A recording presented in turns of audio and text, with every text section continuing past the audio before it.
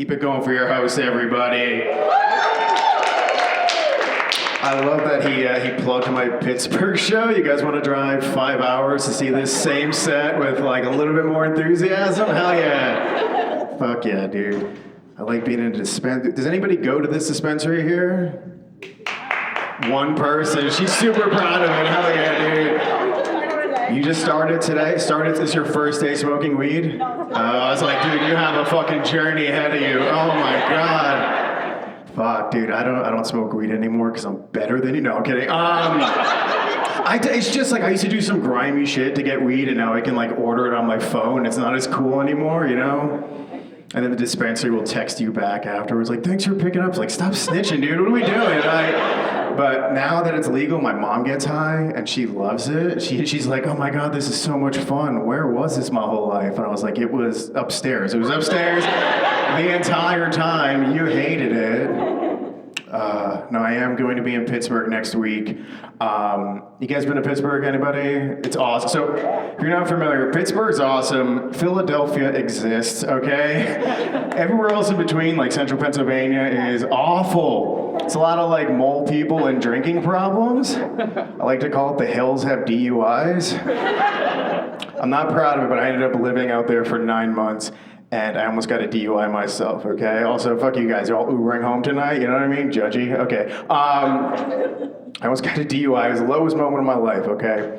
I was doing the roadside test, walking the line, doing all the nonsense, and the cop was like, hey man, why are you nervous? And I was like, well, this is kind of embarrassing, but my girlfriend, her brother is a cop in the town over. And the cop was like, well, who's your girlfriend? And I told him, and he goes, oh, I know your girlfriend very well. Yeah, I'd never been so happy my girlfriend fucked a cop. I immediately got out of a DUI. He's like, you want me to take you home? I know where you live anyway. I was like, oh, fuck. No, I do love, not to pander, I know we're in Jersey, but Jersey is, I've been to, I think, 22 states now for stand-up. Jersey is my favorite scene to perform in. The Jersey scene is very raw. And by that I mean it's just slightly racist, unfortunately. Not the funny part, that's crazy. I'll give you an example. There was this white guy, middle-aged white guy, old enough to know better. He's like a 45-year-old white dude. And he ended up going in this unhinged rant for 7 minutes where he ended up saying the N-word 3 times. Yeah, it was super uncomfortable. Finally, a group of comedians had to go over and be like, look, man, that's not cool. You're only supposed to be on stage for 5 minutes, okay? Respect the room. Don't run the light. Also, stop stealing my material, dude. Any motorcycle riders here? There's a mechanic in the back. Oh yeah, we got more than one. Hell yeah, dude. I normally perform at gay bars or something. There's none.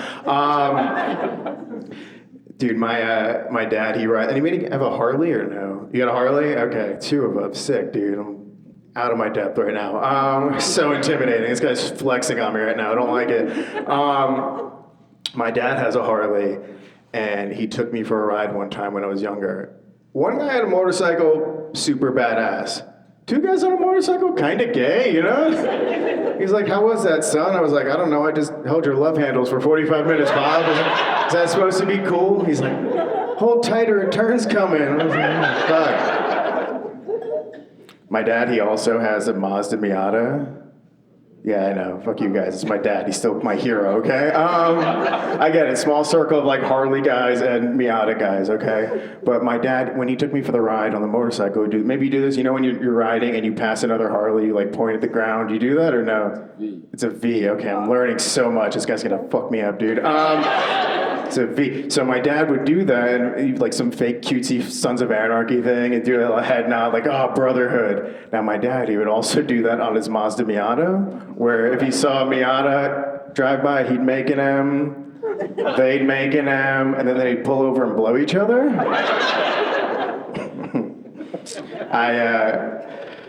I had this fear when I was growing up that I was never going to ejaculate. I don't know, I pointed at you when I said that. Kind of splash zone, buddy. No, I had this, here's the thing, I was like a child, okay? I never had a sex ed class. I didn't know anything about puberty. I knew nothing about my body, okay? I was a kid. I just thought there was something wrong with me. I would try and jerk off, I'd pee on my hand, then go cry. Like, that's the extent I knew. And I thought I was gonna be like that forever. I thought I was gonna be in the history books, like, world's worst people, Hitler, Genghis Khan, weirdo from Jersey who can't jizz. Like, that's what I thought. So I did what any kid would do, okay? I Googled it. But here's the thing, I'm a child, I don't know anything about search history. So my mom kind of pulls me aside one day and she's like, Joe, what the fuck's the matter with you? Why did you Google, why can't 12-year-old boys come? And I was so embarrassed, I don't know what to say. I was like, no, that was Dad, yeah. The guy with the Miata. I don't want to get political, but I will because you'll never see me again. No, I just don't like knowing how you're gonna vote just based on how you dress. You know what I mean? Like, just for once, I want to be throwing a curveball, okay? Like a girl with like short purple hair and a face piercing. She's like, you know what I hate more than inflation? Gay marriage. I'm like, whoa! Like, I'm not happy you said that, but I'm happy you said that. You know? Oh, fuck. I didn't grow up in the most diverse neighborhood, unfortunately. My neighbor, Muhammad, he moved, not the funny part, this guy rules, dude. My neighbor, Muhammad, he moved from Iraq, which is how Muhammad pronounces it. You know, I'm not gonna like white-splain the Middle East to Muhammad. It's probably Iraq, okay? But he moved to northern New Jersey September 17th, 2001, okay? Not even a week after 9/11, okay? I don't remember that time. Not a great time for Muslims to move in, America, unfortunately. Not me, no Islamophobia on my end. Highly anti-Semitic, no, I'm kidding. Why does that work? You guys are worse than me. But, great neighbor. If I ever forgot my garbage, Muhammad would take it up for me. The only problem is, ever since he moved there, he would call me Nick. My name's Joe, Nick's my brother, okay? For 20 years, I didn't have the balls to correct him until finally a couple months ago, I was like, hey, Muhammad, not to be weird, but Nick's my brother. And he was like, oh, thank God, because my name's John. I don't know the fuck you got Muhammad from. No, this is cool. This is, I don't know if you guys count it, but there's 400 people here tonight. This is awesome. No, there's like 50 people, which is cool, because I did a show last weekend, and the promoter, he was talking about it for months and months, and I finally get there, and there are 2 people in the crowd, which sucks, but that's not the bad part. The rough part was it was a boyfriend and girlfriend, and the boyfriend was deaf, okay? So you would tell your joke, and then the girlfriend would turn to him, sign it, and then he would laugh and then be like, all right, next joke, which sucks. But what was worse is you would tell your joke, she would sign to them, he wouldn't laugh, and he'd just be like, all right, fucking next joke. Like, I'm bombing in 2 languages right now. Like, bombing in English sucks. Bombing in American Sign Language is horrific. So, when I was in 2nd grade, all right, again, not the most diverse area, all right, come for a little ride with me. When I was in 2nd grade, we had the first black kid move to my school, okay? It should have been townwide news, but we're all super excited to meet him, okay? He was immediately the coolest kid in our grade, but things started getting a little weird. We started calling him Black Steve, which was strange because he was the only Steve in the entire grade. I don't know what happened. I think a gym teacher came up with it. I didn't go along with it. I went along with it, but it was peer pressure in 2nd grade, you judgy fucks. So immediately he's the coolest kid in our grade, okay? But within a couple weeks of Black Steve having moved there, my best friend at the time picked a fight with him, okay? And got beat up. Now, Steve was just defending himself, okay? My friend started the fight. But to make my friend who got beat up feel better, my best friend's mom went on to say one of the most subtle racist things I ever heard. She goes, look, honey, I know you got beat up by Black Steve. Like, even the parents are calling him. It was crazy. But one day he's going to be in the NFL, which is super racist to say about the first black kid you ever meet.